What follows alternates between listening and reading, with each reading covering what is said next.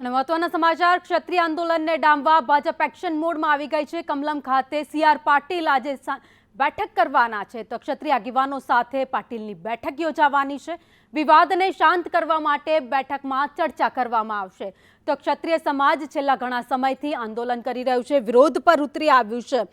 રૂપાલાજીના નિવેદન બાદ આ વિરોધના વંટોળ ઠેર ઠેર જોવા મળી રહ્યા છે। ક્યાંક ઉપવાસના આંદોલન થઈ રહ્યા છે તો કેટલીક જગ્યાએ વિરોધ વધતો પણ દેખાઈ રહ્યો છે, તો કેટલીક જગ્યાએ ભાજપ વિરોધી મતદાનની પણ લોકોને અપીલ થઈ રહી છે। તો આ પરિસ્થિતિમાં ક્ષત્રિય સમાજ ભાજપની સાથે રહે તેવા પ્રયાસ હાથ ધરવામાં આવ્યા છે। ક્ષત્રિય આંદોલનને ડામવા માટે હવે ભાજપ સક્રિય થઈ છે।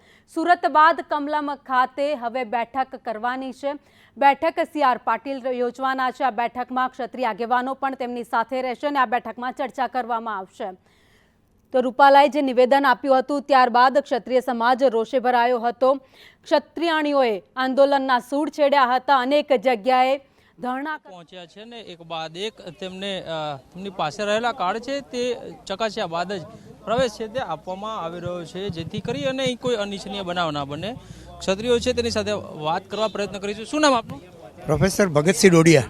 પછી શેના માટે પહોંચ્યા? બસ આ કારડિયા રાજપૂત છે, એ ભાજપને સપોર્ટ કરે છે। કઈ સંસ્થા સાથે આપ જોડાયેલા? હું કારડિયા રાજપૂત બરોડા।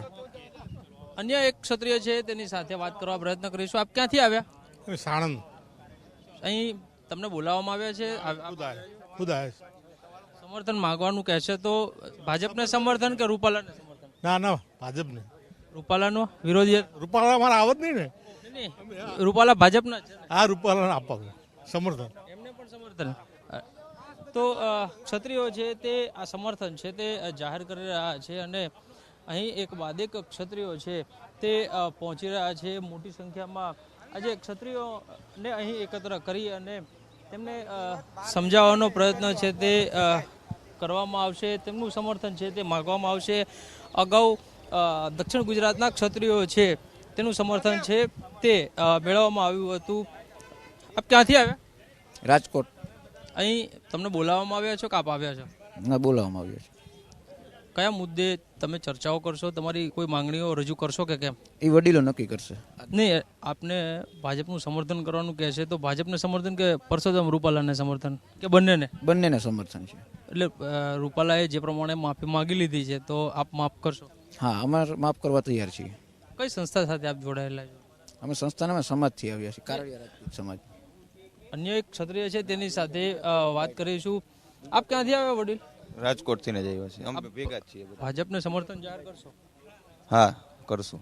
એટલે અહીં બોલાવવામાં આવ્યા કે તમે આવ્યા છો સમર્થન? નહીં, અમે સમર્થન આપવા આવ્યા છીએ। તો અત્યારે આજે કેટલીક જગ્યાએ વિરોધ ચાલી રહ્યો છે, તેને લઈને શું કહેશો? અમને ખ્યાલ નથી, પણ અમે વિરોધ કરતા નથી, અમે સમર્થનમાં છીએ પૂરેપૂરા। તો જે પ્રમાણે ક્ષત્રિય આગેવાનો છે તે અહીં પહોંચી રહ્યા છે। કારડિયા સમાજના જ્યાં લોકો છે તે કમલમ ખાતે પહોંચ્યા છે અને તેમના દ્વારા ભાજપને સમર્થન જાહેર કરવામાં આવ્યું છે। ઘણા તો એવું પણ કહી રહ્યા છે કે તે લોકો પરસોત્તમ રૂપાલાને પણ તેનું સમર્થન આપી રહ્યા છે। કેમેરામેન મેહુલ પટેલ સાથે કશ્યપ જોશી, સંદેશ ન્યૂઝ, ગાંધીનગર। તો ચૂંટણીને હવે બસ થોડા જ દિવસો બાકી છે। ક્ષત્રિય આંદોલનને ડામવા માટે હવે ભાજપ પૂરેપૂરા પ્રયાસ કરી રહ્યું છે।